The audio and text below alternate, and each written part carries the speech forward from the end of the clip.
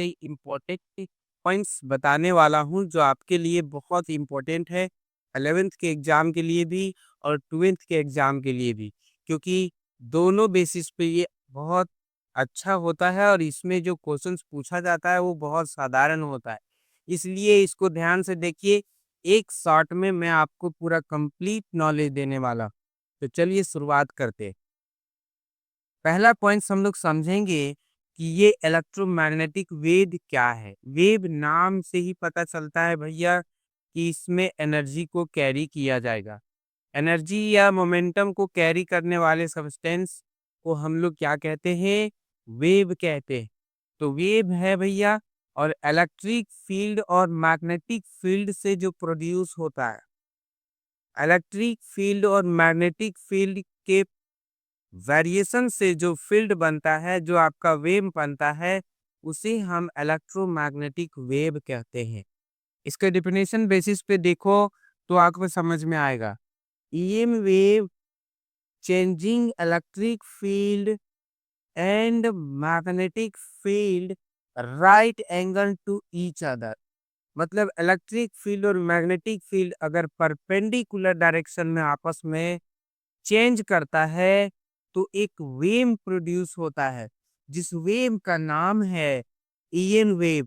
जब कभी भी ईएम वेव प्रोड्यूस हुआ तो समझना इलेक्ट्रिक फील्ड और मैग्नेटिक फील्ड का वेरिएशन हुआ, आपस में दोनों परपेंडिकुलर रहे।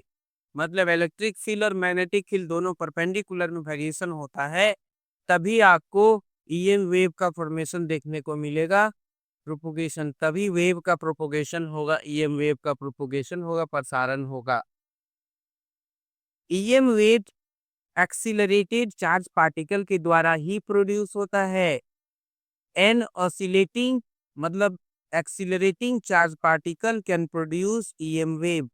कोई भी ईएम वेव प्रोड्यूस होता है, इसका मतलब है कि वो जो है ऑसिलेटिंग चार्ज पार्टिकल के द्वारा ही प्रोड्यूस हो रहा है। आप समझ ही सकते हो, इलेक्ट्रिक फील्ड है तो इलेक्ट्रिक मैग्नेटिक, इलेक्ट्रिक और मैग्नेटिक जो है एनर्जी को लेके जाएगा। तो इस तरह से हम क्या कहेंगे, कोई भी ऑसिलेटिंग चार्ज पार्टिकल ही ईएम वेव को प्रोड्यूस कर सकता है। दूसरा पॉइंट हम लोग जानेंगे, EM wave transverse in nature होता है। ये जो होता है नेचर में एक जगह से दूसरी जगह ट्रांसवर्स होता है, और सीधे शब्दों में कहेंगे ये नेचर का पार्ट है। ये वेव जो होता है एनर्जी और मोमेंटम दोनों को कैरी करता है। वेव दोनों चीज को कैरी करता है। तो ये वेव एनर्जी को भी कैरी करता है और मोमेंटम को भी कैरी करता है। अब एक जगह से दूसरी जगह जब जाएगा, तब अब किसकी एनर्जी को कैरी करेगा? इलेक्ट्रिक फील्ड के एनर्जी को कैरी करेगा और मैग्नेटिक फील्ड के एनर्जी को कैरी करेगा।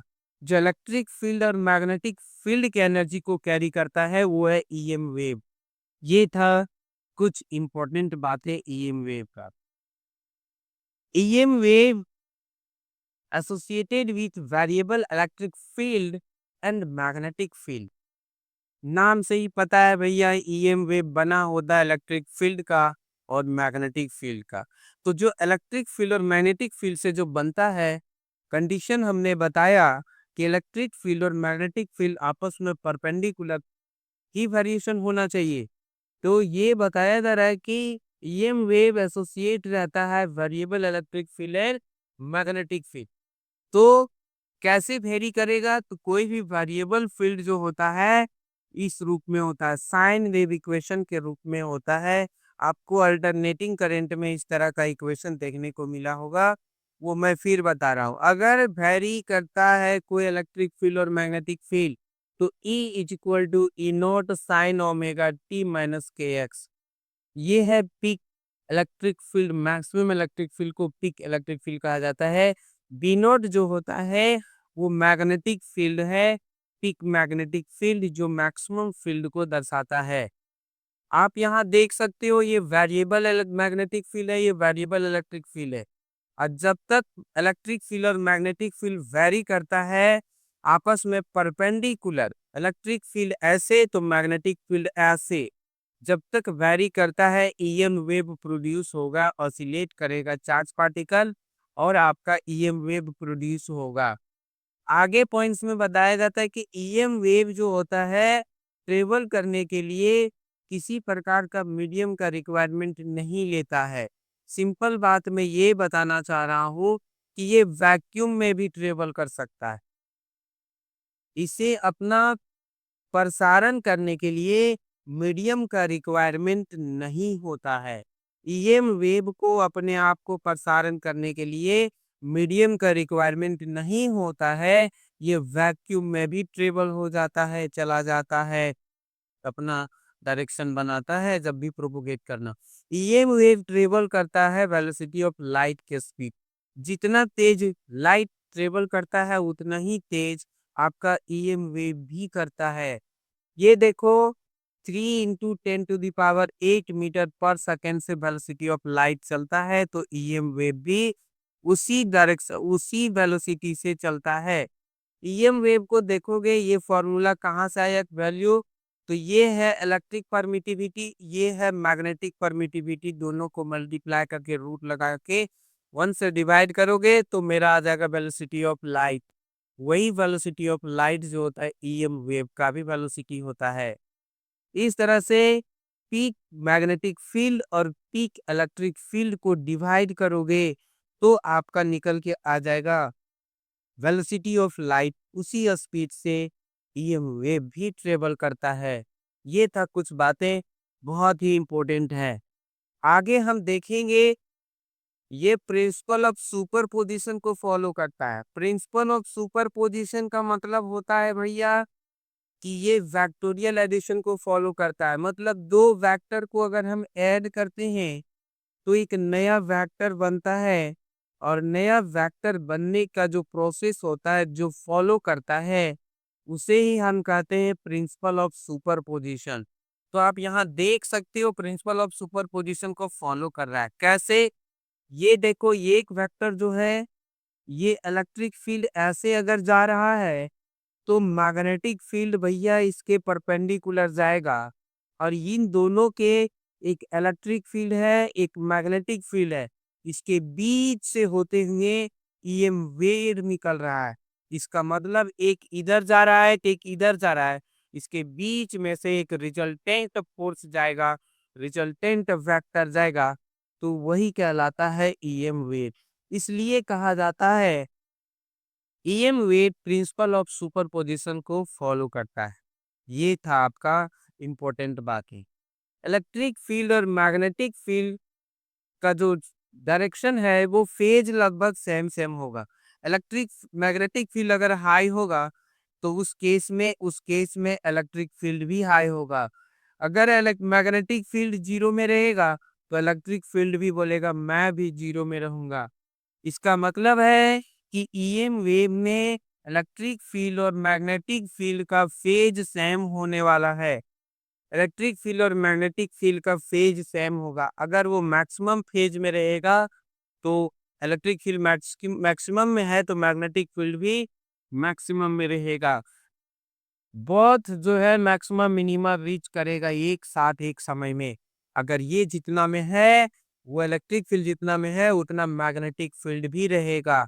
ऐसा कुछ है, इलेक्ट्रिक फील्ड और मैग्नेटिक फील्ड सेम फेज में ट्रेवल करने वाले हैं। आगे हम बातचीत करने वाले हैं इलेक्ट्रिक फील्ड का। ये देखो मान लेते हैं ऐसे चल रहा है आपका इलेक्ट्रिक फील्ड, तो कुछ ऐसे चलेगा इसका मैग्नेटिक फील्ड, तो इसके जो पर रिजल्टेंट में जो जाएगा वो एक प्रकार का वेव प्रोड्यूस होगा जिसे हम ईएम वेव कहते हैं।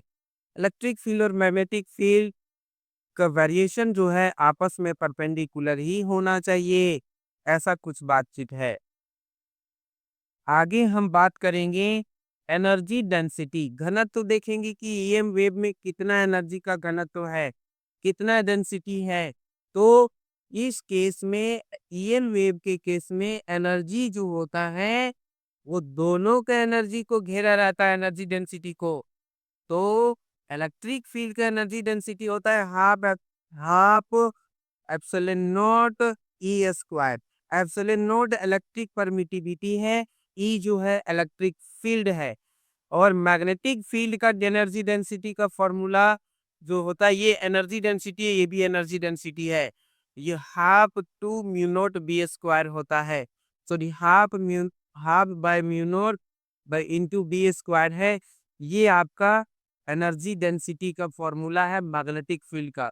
तो एनर्जी डेंसिटी जो होता है ईएम वेव का निकालोगे तो ये दोनों का इलेक्ट्रिक फील्ड और मैग्नेटिक फील्ड दोनों को पोजिट करके रखता है, एसोसिएटेड करके रखता है। कौन कौन ईएम वेव। तो ईएम वेव जो होता है दोनों के एनर्जी डेंसिटी को पोजिट करके रखता है। इलेक्ट्रिक फील्ड वाले एनर्जी डेंसिटी को भी रखता है और मैग्नेटिक फील्ड वाले एनर्जी डेंसिटी को रखता है। इसलिए दोनों एनर्जी का सम हो गया। अब हम बातचीत करने वाले हैं। अब देखो यहाँ से दोनों को ऐड कर दिए तो कुछ ऐसा आया। हमने बताया E is equal to E naught sine omega t minus k x. तो हमने इस जगह पे फॉर्मूला रख लिया, इसका स्क्वायर है तो सबों में स्क्वायर कर दिए। B is equal to B naught sine omega t in minus k x, तो बी इसमें स्क्वायर है तो B naught square sine square कर दिए। ये एवरेज निकालने का average energy density EM wave का निकालने का फॉर्मूला है। आगे देखो इंटेंसिटी क्या है। इंटेंसिटी मतलब होता है किसी क्रॉस सेक्शनल एरिया में जितना नंबर ऑफ फील्ड पास होता है। ये इंटेंसिटी ऐसे समझो किसी क्रॉस सेक्शनल एरिया में जितना अमाउंट ऑफ एनर्जी पास होता है पर यूनिट समय, उसी को इंटेंसिटी कहते हैं। क्या है? एनर्जी क्रॉसिंग पर unit area per unit time. प्रत्येक समय अंतराल में जितना अमाउंट ऑफ एनर्जी पास होता है किसी एरिया से, उसी को इंटेंसिटी कहते हैं। जब ये वेव का प्रोपोगेशन होता है, प्रसारण होता है, तो ये वेव किसी क्रॉस सेक्शनल एरिया से पास होता है एनर्जी मोमेंटम को लेके, तो जितना अमाउंट किसी क्रॉस सेक्शनल एरिया में जितना अमाउंट ऑफ एनर्जी पास होता है पर यूनिट टाइम पे, उसी को हम कहते हैं intensity. Intensity intensity equal to होता है energy per unit area per unit time. Energy by per unit area per unit time, इसी को कहते हैं इंटेंसिटी। एवरेज इंटेंसिटी निकालोगे तो कुछ ऐसा फॉर्मूला है, half epsilon naught E naught square into C. C से मल्टीप्लाई करना पड़ेगा, C is velocity of light. आगे हम बातचीत करने वाले हैं डिस्प्लेसमेंट करंट क्या है और कंडक्शन करंट क्या है। डिस्प्लेसमेंट करंट और कंडक्शन करंट के बारे में बताऊंगा, बहुत इंपॉर्टेंट है, आ सकता है लिखने के लिए। Current produce by displacement of electron in the varying electric field. Electric field में अगर इलेक्ट्रिक फील्ड का वेरिंग होता है, बदलता है, तो इलेक्ट्रॉन का डिस्प्लेसमेंट हो जाता है। इलेक्ट्रॉन के डिस्प्लेसमेंट होने के वजह से करंट प्रोड्यूस होता है। उसी करंट का नाम है आपका डिस्प्लेसमेंट करंट। इलेक्ट्रिक फील्ड के वैरी होने बदलने के वजह से, इलेक्ट्रिक फील्ड के वैरी होने के वजह से इलेक्ट्रॉन का डिस्प्लेसमेंट होना ही करंट प्रोड्यूस का एक संकेत है। उसी करंट को हम लोग डिस्प्लेसमेंट करंट कहते हैं। कंडक्शन करंट जो होता है किसी कंडक्टर में प्रोड्यूस होता है। ऐसा current carried by the conductor due to flow of electron. Electron अगर किसी कंडक्टर में फ्लो होता है, जैसे मान लेते मैं एक कंडक्टर हूँ, मेरे में इलेक्ट्रॉन का फ्लो हुआ, तो कहेंगे कि वो कंडक्टर को हम कंडक्शन करंट कहते हैं। ये लिखा हुआ है, current carry by conductor due to flow of electron. Electron के फ्लो होने के वजह से जो करंट कैरी होने लगता है किसी कंडक्टर में, उसी को हम कंडक्शन करंट कहते हैं। आगे बातचीत करने वाले हैं मोमेंटम ऑफ ईएम वेव। अभी हमने बताया ईएम वेव एनर्जी को भी कैरी करता है और मोमेंटम को भी कैरी करता है। तो चलो उसी को देखते हैं कि कितना मोमेंटम ईएम वेव कैरी करके रखता है। तो ईएम वेव जो होता है लीनियर मोमेंटम के साथ रहता है, कैरी करता है। लीनियर मोमेंटम का फॉर्मूला ये वेव वेलोसिटी बाय लाइट का वेलोसिटी, ये हो जाता है। ये आपका ईएम वेव का मोमेंटम का फॉर्मूला है। अगर रेडिएशन प्रेशर का बात करेंगे, प्रेशर इक्वल टू होता है फोर्स बाय एरिया, और पी नॉट जो होता है प्रेशर है जिसमें से 2 dp बाई dt होता है, प्रेशर को डिफरेंशिएट किया जाता है। तो यहाँ फोर्स का वैल्यू रख देंगे, तो यहाँ फोर्स का वैल्यू है 2, एरिया का वैल्यू एरिया रहने दिए, और यहाँ पर dp बाई dt ये जो निकलेगा वो पी नॉट निकलेगा, रेडिएशन प्रेशर निकलेगा। पी नॉट है रेडिएशन प्रेशर, यहाँ पर 2 बाई ए रहने दिए और पी का वैल्यू वी बाई सी है। पी के जगह पे हमने बी बाई सी को प्लेस कर दिया, रख दिया, तो हमारा कुछ वैल्यू इस तरह से आएगा। यही आपका है रेडिएशन प्रेशर। और प्रेशर ही जो है आपका समझो मोमेंटम है ईएम वेव का, या मोमेंटम का फॉर्मूला ये तो है वी बाई सी। अब इसे याद कर लीजिएगा। आगे हम देखते हैं energy of EM wave. EM wave का कितना एनर्जी होता है? तो ईएम वेव का फॉर्मूला आप बहुत पहले पढ़े होंगे, 11th में बताया गया होगा। E is equal to H C by lambda होता है। या फिर आप ईएम वेव में ही देख लो, E is equal to H C by lambda. अगर लाइट के रूप में भी देखोगे तब भी E is equal to H C by M lambda होता है। जहाँ पे एच क्या है? एच उधर प्लैंक्स कांस्टेंट जिसका वैल्यू 6.67 इंटू 10⁻⁻34 जूल सेकेंड होता है। सी होता है वेलोसिटी ऑफ लाइट, लाइट की वेलोसिटी, और लाइट की वेलोसिटी होता है 3 इंटू 10⁸ मीटर पर सेकेंड। ये होता है वेव लेंथ, वेव की लंबाई। वेव की लंबाई कितना होता है? तो ये देखो, ये है आपका एक वेव, यहाँ से यहाँ तक का जो लंबाई रहेगा उसे हम वेव लेंथ कहते हैं। तो इस तरह से ये यहाँ से यहाँ तक की लंबाई जो रहता है उसे हम वेव लेंथ कहते हैं। कंसेक्यूटिव क्रस्ट और थ्रू का जो लेंथ होता है उसे हम वेव लेंथ कहते हैं, एक वेव की लंबाई। फ्रीक्वेंसी, किसी पार्टिकुलर टाइम में जितना नंबर ऑफ वेव पास होता है उसे हम फ्रीक्वेंसी कहते हैं। आगे बातचीत करेंगे इलेक्ट्रोमैग्नेटिक स्पेक्ट्रम के बारे में। स्पेक्ट्रम वर्ड से ही पता चल गया होगा, हाइड्रोजन स्पेक्ट्रम जो आप वहाँ लाइमर सीरीज, बाल्मर सीरीज, पासल सीरीज, ये सब कुछ सीरीज पढ़े होंगे, उसी से रिलेटेड है। मैं यहाँ ज्यादा डिटेल्स नहीं बताना चाहूंगा क्योंकि आपको 12th क्लास का बेसिक है और ये इम्पोर्टेंट है, एग्जाम में बहुत पूछा जाता है। इलेक्ट्रोमैग्नेटिक स्पेक्ट्रम क्या है? The orderly distributed of electromagnetic radiation according to frequency and wavelength. जैसे कि इस तरह से ऑर्डर रूप में, ऑर्डर के रूप में वेवलेंथ और फ्रीक्वेंसी के बेसिस पे डिस्ट्रीब्यूट करके रखेंगे इलेक्ट्रोमैग्नेटिक रेडिएशन को। जैसे मान लेते हैं कि कोई इलेक्ट्रॉन एक ऑर्बिट से दूसरे ऑर्बिट में अगर जंप करता है, वहां एक रेडिएशन प्रोड्यूस होता है। उस रेडिएशन को अगर हम पास करते हैं प्रिज्म से, तो एक प्रकार का फोटोग्राफिक प्लेट में हम देख पाएंगे कि वहां इलेक्ट्रोमैग्नेटिक रेडिएशन आ रहा था।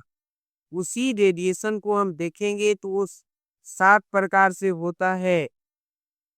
तो वही बताया गया है कि उसी इलेक्ट्रोमैग्नेटिक रेडिएशन को डिस्ट्रीब्यूशन करेंगे ऑर्डर रूप में उसके फ्रीक्वेंसी और वेवलेंथ से। किसी इलेक्ट्रोमैग्नेटिक रेडिएशन को उसके फ्रीक्वेंसी और वेवलेंथ से बांट के सजाया जाएगा ऑर्डर में, तो उसी को इलेक्ट्रोमैग्नेटिक स्पेक्ट्रम कहते हैं। On the small part of electromagnetic spectrum visible is to the human eye. हमारी आंखें जो होती है कुछ ही इलेक्ट्रोमैग्नेटिक स्पेक्ट्रम को विजिबलाइज कर पाएगा। सभी इलेक्ट्रोमैग्नेटिक स्पेक्ट्रम को हमारी आंखें विजिबलाइज नहीं कर पाता है। उसे हम विजिबल रे के नाम से भी जानते हैं, विजिबल रे को कहते हैं। अभी देखो 7 इलेक्ट्रोमैग्नेटिक स्पेक्ट्रम होते हैं। जैसे पहला का नाम है gamma ray, X ray, ultraviolet रे, विजिबल रे, इंफ्रारेड रे, माइक्रोवेव और रेडियो वेव। ऊपर से आओगे तो आपका वेवलेंथ घटते नजर आएगा। सबसे ज्यादा वेवलेंथ रेडियो वेव का होता है, सबसे कम वेवलेंथ गामा वेव की लंबाई जो होता है सबसे कम। बढ़ा दे दे फिगर से, ये वेव ऐसे ऐसे छोटा छोटा वेव में रहेगा, वो हो गया गामा। ये वेव लेंथ बड़ा बड़ा में रहेगा, वो हो जाएगा रेडियो वेव। वेव की लंबाई सबसे ज्यादा किसका होता है? तो रेडियो वेव का, गामा रे का वेव की लंबाई का होता है। बात करेंगे फ्रीक्वेंसी का, तो सबसे कम फ्रीक्वेंसी रेडियो वेव का होता है, सबसे ज्यादा फ्रीक्वेंसी का रे का होता है। और मैं इन सारे चीजों का कुछ यूज सिखाता हूँ, कहाँ कहाँ यूज होता है, किसका वेव कितना होता है, कितना लंबाई का होता है, डिटेल्स देखेंगे। जैसे देखो, वेवलेंथ के बेसिस पे मैं बात कर रहा हूँ। अगर 10 टू द पावर -3 नैनोमीटर का वेवलेंथ है, तो समझना वो एक्स-रे है। और एक्स-रे का यूज़ रेडियोथेरेपी के लिए किया जाता है। एक्स-रे का यूज़ जैसे किसी को कैंसर हो गया या फिर कहेंगे, एक्स-रे तो हम लोग बहुत सारे करवाते हैं। तो जिसका वेवलेंथ जो होता है 10 टू द पावर -3 नैनोमीटर में रहेगा, उसे radio. 10 to the power 3 metre में रहेगा, उसे माइक्रोवेव कहेंगे। ये रडार सिस्टम में यूज़ करता है, सैटेलाइट लोग यूज़ करता है रडार सिस्टम में। इसी तरह से 1 नैनोमीटर का वेवलेंथ रहता है, उसे अल्ट्रा वायलेट रे कहते हैं। ये हमें सुरक्षित पानी, बैक्टीरिया को मार के सुरक्षित पानी देने का काम करता है। यूवी रे की सहायता से drinking water free from the bacteria, bacteria से फ्री करने का काम किया जाता है। 1 मिलीमीटर का बात करेंगे तो उसे माइक्रोवेव कहते हैं। ये टेलीकम्युनिकेशन का वेवलेंथ है, जो हम लोग बातचीत करते हैं हेलो हेलो करके, और सारा मैसेज इधर से उधर आता जाता है, उसे हम टेलीकम्युनिकेशन कहते हैं। आगे देखेंगे 10 टू द पावर -12 मीटर में जिसका रहता है, माइनस में है, ये बहुत कम वेवलेंथ है। ये गामा रे कहलाएगा। इसे ट्रीटमेंट और कैंसर सेल के नाम से जाना जाता है, गामा रे को। जिसका वेव की लंबाई 10 टू द पावर -13 मीटर है, उसे इंफ्रारेड रे रेडिएशन कहते हैं। ये जो होता है फॉग, जैसे कि कुहासे वहासे में हमें फोटोग्राफी करने के लिए यूज किया जाता है। आगे हम बातचीत करेंगे कुछ क्वेश्चंस, एक थोड़ा सा क्वेश्चन है जो बहुत बार पूछा हुआ है। जैसे कि 130 सकते हैं और इसका यूज बतावें। 130 को पता है, जब हम हाई एनर्जी इलेक्ट्रॉन किसी सडनली अचानक मेटल सरफेस मान लेते हैं, ये है आपका मेटल सरफेस। ये मान लेते हैं एक प्रकार का मेटल सरफेस है। यहाँ से इलेक्ट्रॉन प्रोड्यूस होके गया और अचानक इस मेटल सरफेस ने इस इलेक्ट्रॉन को रोकने का प्रयास किया, तो इससे जो प्रोड्यूस होगा उसे हम कहते हैं एक्स-रे। यही बात लिखा हुआ है। एक्स-रे प्रोड्यूस होता है हाई एनर्जी इलेक्ट्रॉन को अचानक, हाई काइनेटिक एनर्जी वाला इलेक्ट्रॉन को अचानक किसी मेटल सरफेस में रोका जाए, तो हाई एटॉमिक नंबर वाला होना चाहिए, तो उसे हम एक्स-रे कहते हैं। फ्रीक्वेंसी रेंज जो होता है एक्स-रे का 10 टू द पावर, वहाँ हमने देखिए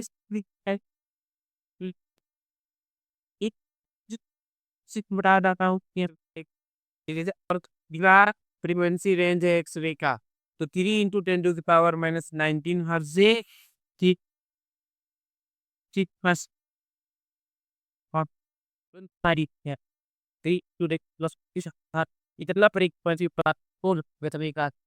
एक्स-रे जो होता है सर्जरी में यूज होता है, या कहीं भी बोन वगैरह टूट जाता है, हड्डी वगैरह टूट जाता है, वहाँ भी डिटेक्शन करने के लिए एक्स-रे का यूज किया जाता है। और हमें बड़े-बड़े क्रिस्टल स्ट्रक्चर को पढ़ने के लिए मेटल्स में और मेटल के क्रिस्टल स्ट्रक्चर को पढ़ने के लिए भी एक्स-रे का यूज किया जाता है। रेडियोथेरेपी में भी एक्स-रे का